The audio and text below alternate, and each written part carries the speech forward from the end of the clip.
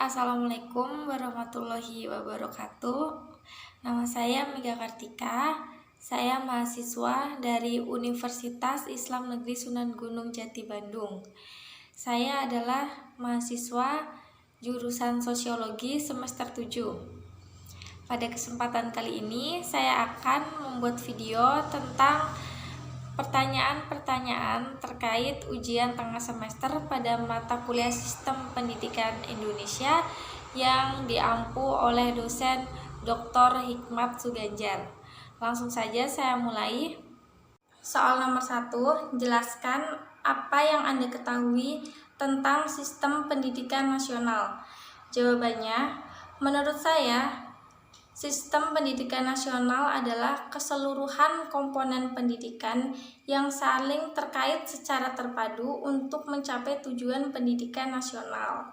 Pada hakikatnya, pendidikan merupakan hak setiap anak bangsa untuk dapat menikmatinya.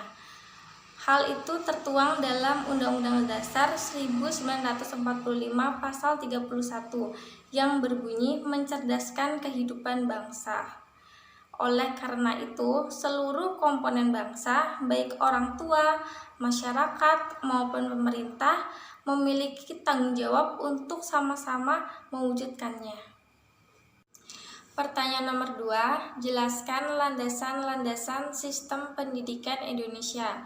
Jawabannya, landasan-landasan sistem pendidikan Indonesia ada 8, yaitu 1. Landasan sosiologis, yang kedua landasan filosofis, yang ketiga landasan kultural, keempat landasan psikologis, kelima landasan ilmu pengetahuan dan teknologi atau disingkat dengan IPTEK, keenam landasan religius, dan ketujuh landasan yuridis.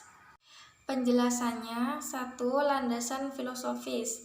Landasan filosofis bersumber dari pandangan-pandangan dalam filsafat pendidikan, di mana pandangan tersebut terdapat adanya keyakinan tentang hakikat manusia, kemudian keyakinan tentang sumber nilai, keyakinan tentang pengetahuan, dan keyakinan tentang kehidupan yang lebih baik untuk dijalankan. Pancasila sebagai landasan filosofis sistem pendidikan nasional. Pasal 2 Undang-Undang RI Nomor 2 Tahun 1989 menetapkan bahwa sistem pendidikan nasional berdasarkan Pancasila dan UUD 1945. Sedangkan ketetapan MPR RI Nomor 2 /MPR /1978 tentang P4 menegaskan pula bahwa Pancasila adalah jiwa seluruh bangsa Indonesia, kepribadian bangsa Indonesia, pandangan hidup bangsa Indonesia, dan dasar negara Indonesia. Kedua, landasan sosiologi. Penjelasan dari landasan sosiologi yaitu landasan sosiologi bersumber dari karakteristik, pandangan, dan kebutuhan masyarakat. Ketiga, yaitu landasan kultural. Penjelasannya yaitu landasan kultural atau kebudayaan memiliki pengaruh timbal balik dengan pendidikan, sebab kebudayaan dapat dikembangkan atau dilestarikan melalui jalur mewariskan kebudayaan dari satu generasi ke generasi penerusnya melalui jalur pendidikan, yaitu melalui pendidikan formal maupun pendidikan informal. 4. Yaitu landasan psikologis. Landasan psikologis berkaitan dengan prinsip-prinsip belajar anak dan perkembangan anak.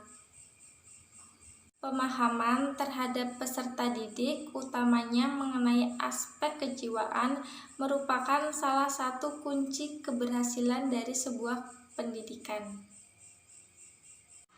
Oleh karena itu, hasil kajian dan penemuan psikologis sangat diperlukan penerapannya dalam bidang pendidikan. Sebagai implikasinya, pendidikan tidak mungkin memperlakukan sama terhadap semua peserta didiknya, sekalipun mereka memiliki kesamaan. 5. Yaitu landasan dari ilmu pengetahuan dan teknologi atau IPTEK. Penjelasannya yaitu kebutuhan pendidikan yang mendesak cenderung memaksa tenaga pendidik untuk mengadopsi teknologi dari berbagai sumber teknologi untuk mengadopsinya dalam penyelenggaraan pendidikan. Pengertian IPTEK merupakan hasil dari pemikiran manusia untuk mencapai kehidupan yang lebih baik. Utamanya, pendidikan jalur sekolah harus mampu mengadopsi dan mengantisipasi adanya perkembangan IPTEK. Nomor 6 yaitu landasan yuridis. Nah, di dalam landasan yuridis ini ada UUD 45, Pancasila, dan UUSPN. Ketujuh yaitu landasan dari religius. Nah, di dalam landasan religius atau keagamaan ini yang menjadi pedoman adalah Al-Quran dan hadis. Soal nomor 3, jelaskan salah satu masalah yang dihadapi oleh sistem pendidikan negara kita dan berikan solusinya. Jawabannya, menurut saya salah satu masalah dari sistem pendidikan di negara kita yaitu kurikulum. Kenapa saya mengatakan itu? Karena saya mempunyai beberapa alasan. Yang pertama, kurikulum di Indonesia itu terlalu kompleks. Nah, jika kurikulum ini terlalu kompleks, maka siswa akan sangat terbebani dengan adanya materi yang sangat banyak. Nah, kalau materinya terlalu banyak, maka siswanya itu menjadi sedikit dalam menyerap ilmunya. Kemudian, guru juga merasa tugasnya itu lebih banyak. Nah, setelah itu, ketika tugas guru semakin banyak, maka dalam sistem pembelajarannya, guru harus mencapai suatu target gitu. Jadi, guru itu tidak membuat muridnya untuk dapat mengerti tentang suatu pelajaran, namun hanya untuk mencapai target. Nah, kemudian alasan yang nomor 2, menurut saya kurikulum di Indonesia itu sering berganti nama, namun bergantinya nama ini tidak membuahkan hasil. Jadi hanya berganti nama saja, tetapi tidak mengubah isi dari kurikulum tersebut. Alasan ketiga, guru merasa seringkali kesulitan dalam memahami kompetensi inti dan kompetensi dasar. Alasan nomor 4, guru merasa kurang terlatih dengan adanya kurikulum baru, yaitu kurikulum 2013. Dulunya kurikulum 2013 ini diberikan pelatihan hanya kepada guru pada 3 mata pelajaran, yaitu mata pelajaran bahasa Indonesia, mata pelajaran bahasa Inggris, dan mata pelajaran sejarah. Akan tetapi, tiba-tiba kurikulum 2013 ini diterapkan di semua mata pelajaran yang mengakibatkan guru-guru dari mata pelajaran lain yang belum dilatih merasa kesulitan dengan adanya seperti ini. Maka saya mengutip dari pernyataan dosen saya yaitu Dr. Hikmat Sugandar bahwa kurikulum di Indonesia ini kurikulum yang bukan-bukan. Kurikulum Indonesia dari materialistik menjadi religius. Jadi ketika kurikulum Indonesia diganti dengan religius, maka tidak akan ada lagi siswa cerdas yang tidak bermoral. Kedua yaitu melakukan pemerataan pendidikan ke sekolah-sekolah atau daerah-daerah terpencil. Pertanyaan nomor 5, sebutkan dan jelaskan 8 standar pendidikan. 8 standar pendidikan. Yang pertama yaitu SI atau standar isi. Standar isi ini mencakup tentang kompetensi pada pendidikan. Yang kedua yaitu adanya standar proses. Pada standar proses ini dimana ketika pembelajaran berlangsung di kelas, maka harus menciptakan suasana yang interaktif, kemudian inspiratif dan memotivasi.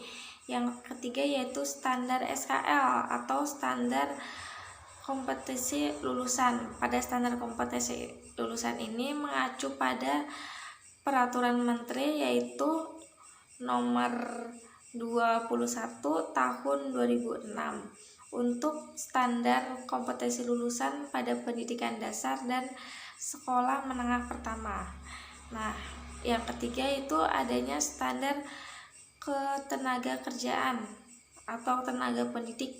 Nah, pada standar pendidik ini seorang pendidik harus sehat secara jasmani maupun rohaninya. Keenam yaitu SPI atau standar pembiayaan. Pada standar pembiayaan ini setiap sekolah harus memiliki manajemen tentang pembiayaannya sendiri. Ketujuh yaitu SPB atau standar pembiayaan. Nah, standar pembiayaan ini mengacu pada standar operasional atau dana BOS.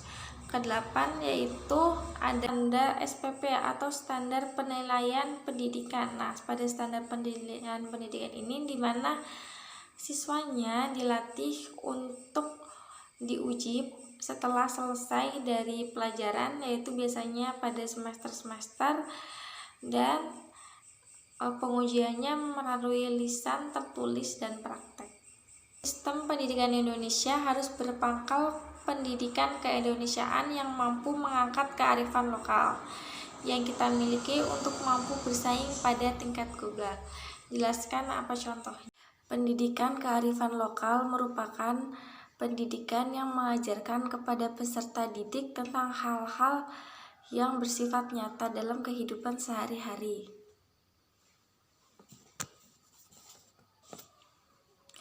Contoh yang saya ambil adalah pendidikan kearifan lokal yang ada di SD Negeri Bantar 2. Para guru biasanya menggunakan media karya sastra untuk menyampaikan materi, terutama pada guru bahasa Indonesia.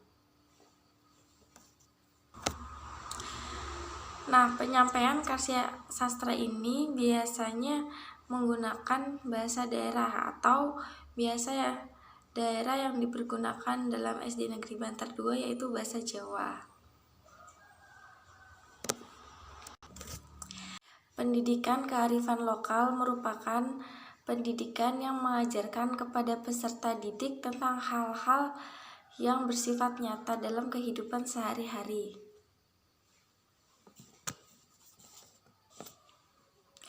Contoh yang saya ambil adalah pendidikan kearifan lokal yang ada di SD Negeri Bantar 2. Para guru biasanya menggunakan media karya sastra untuk menyampaikan materi, terutama pada guru bahasa Indonesia. Nah, penyampaian karya sastra ini biasanya menggunakan bahasa daerah atau biasa daerah yang dipergunakan dalam SD Negeri Bantar 2 yaitu bahasa Jawa. Di SD Negeri Bantar 2 sendiri, pendidikan kearifan lokal biasanya dipentaskan dalam bentuk tarian-tarian Jawa yang selalu diadakan setiap kali ada acara rapat dan perpisahan kelas 6. Pertanyaan nomor 6 yaitu sekolah SMK yang menjamur di mana-mana, setuju atau tidak? Berikan alasannya. Jawabannya, menurut saya pribadi, saya setuju. Karena apa? Karena sekolah SMK atau sekolah menengah kejuruan itu sekolah yang menciptakan siswanya untuk lebih siap menghadapi dunia pekerjaan. Dengan kata lain, sekolah SMK lebih banyak memberikan materi pelajaran tentang praktik dibandingkan teori dibandingkan dengan sekolah SMA. Selain itu pula, sekolah SMK lebih banyak membantu siswa atau masyarakat yang tidak memiliki biaya untuk melanjutkan ke jenjang pendidikan yang lebih tinggi.